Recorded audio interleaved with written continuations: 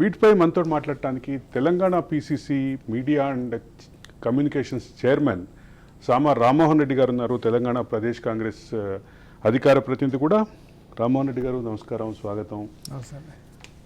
నేను ఇంటర్వ్యూలో ఇచ్చినటువంటి విషయం అర్థమైంది కదా, అంటే 17 స్థానాల్లో ఏ రకమైనటువంటి సానుకూల ఫలితాలు రాబోతున్నాయి, మీకు అనుకూలమైనటువంటి అంశాలు ఏంటి, ప్రతికూలంగా కనిపిస్తున్నటువంటి అంశాలు ఏంటి?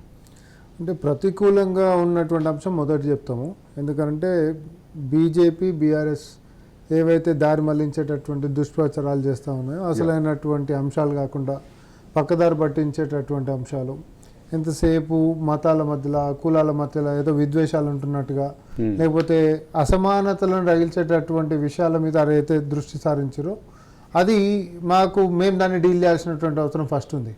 ఎందుకంటే మిగతాదంతా ప్రోగ్రెస్ రిపోర్ట్ కాంగ్రెస్ పార్టీ దగ్గర ఉంది. అది డెవలప్మెంట్ అయినా, లేకపోతే ప్రోగ్రెస్ అయినా, ఎంప్లాయ్మెంట్ అయినా, లేకపోతే ఇంకే అంశాలైనా, లేకపోతే వెల్ఫేర్ స్కీమ్స్ అయినా. కానీ బీజేపీ దగ్గర 10 years నుంచి ఏముంది అని అంటే వాటికి జవాబులు లేవు. మనం ఇది గమనించుకోవాల్సినటువంటి అవసరం ఉంది. బీజేపీ 17 దాంట్లో అసలు మొత్తం యావత్ భారతదేశంలో కూడా లోక్సభ ఎన్నికల్లో ఎందుకు వచ్చినాయంటే 400 వస్తున్నాయి అని అంటారు, లేకపోతే మోడీని హీరో అంటారు, లేకపోతే మోడీ ఏదో మాన్యా నడుస్తుంది అని అంటారు.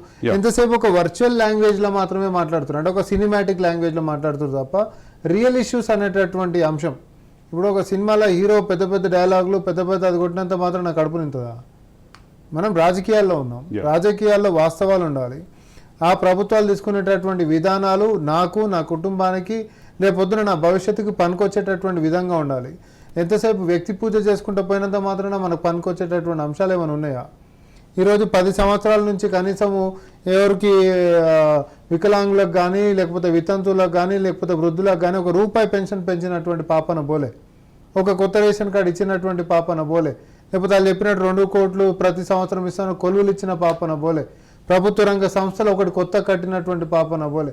ఏ అంశాలలో అరవింద్ గారు ఈరోజు బీజేపీకి పలానా మా దాంట్లో మేము చేసినాం, మీరు ఈడ కూడా ఈ రాష్ట్రంలో అడుగురి.